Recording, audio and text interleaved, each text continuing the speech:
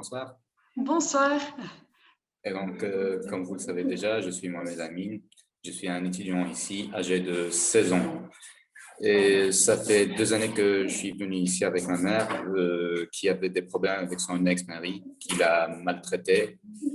Il volait de son argent, elle l'a frappé. Et ce que ma mère ne pouvait pas y aller chercher de l'aide.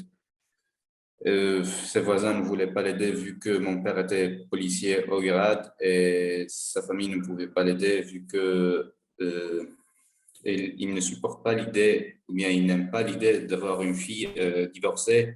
Chez eux, c'est quelque chose de, de tradition, quoi. C'est signe de malchance dans la famille de ma mère. Et donc, ma mère faisait déjà des allers-retours ici en Europe depuis il y a 5 ans. Et donc, à un moment donné, les problèmes se sont beaucoup aggravés avec mon père. Et donc, elle m'avait pris et elle m'avait amené ici en Belgique. Euh, Au début, ça n'a pas vraiment été vu qu'on ne savait rien du tout ici en Belgique. Et donc, on était resté chez une connaissance à ma mère pendant 1 mois et demi.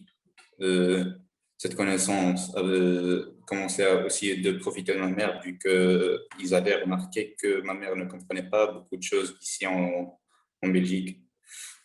Tout ce qui est paiement, par exemple, ou bien des choses de cette sorte. Et donc, on est sorti et on avait passé, je me rappelle encore, 4 nuits dans une boulangerie. Ma mère avait déjà travaillé en attendant qu'on trouve un logement. Et donc, on a trouvé un logement, heureusement, et on y est toujours maintenant.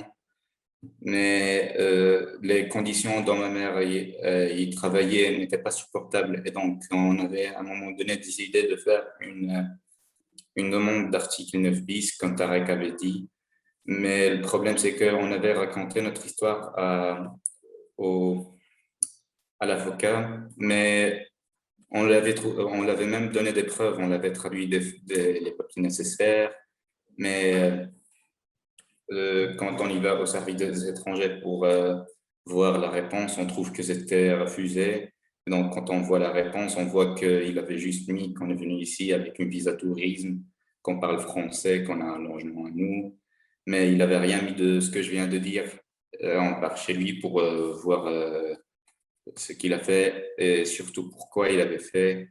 Il nous dit qu'il ne pouvait rien faire avec notre dossier et il nous dit que si on n'était pas satisfait avec son service, on est obligé de chercher un autre avocat, vu que lui, il ne voulait plus nous servir en tant qu'avocat. Mais le problème, c'est qu'on avait une demande de quitter le territoire dans une durée de 30 jours. On lui dit ça, mais il nous dit de s'inquiéter de rien. Mais le problème, c'est qu'on ne l'avait pas dit que ma mère travaillait en noir, et donc il ne savait pas. Et donc, les inquiets de ma mère se sont encore élevés une autre fois, vu qu'elle a peur de la police, qu'elle vienne me prendre, moi, et me renvoyer au Maroc. Sinon, nous renvoyer nous deux au Maroc, quelque chose qu'on ne peut pas faire, ni par choix, ni juste comme ça, par ordre. Et Et voilà, on a cherché un avocat pendant cette durée de 30 jours. On en a trouvé un. Il avait fait un recours et on est toujours en train d'attendre la réponse. Euh, voilà. Ok, merci Mohamed Amin. Est-ce que tu pourrais peut-être dire un peu plus sur comment c'est pour toi d'être ici en Belgique dans cette situation? Bon, dans notre situation actuelle, être sans papier, c'est ne pas avoir accès aux services basiques, quoi. Par exemple, si tu pars à l'hôpital pour faire, par exemple, une opération, ou bien si tu avais cassé un pied dans un accident, tu peux pas y accès vu que on a une carte médicale, certes, mais cette dernière ne peut pas nous aider. Et notre accès est plutôt limité de base au service de l'hôpital. Et donc, voilà, et on peut pas faire plainte à la police vu que ceci pourrait risquer notre retour au Maroc, notre pays natal, notre pays où on a beaucoup de problèmes. Et ceci ne s'applique pas que pour moi et ma mère, ceci s'applique pour tous les sans-papiers.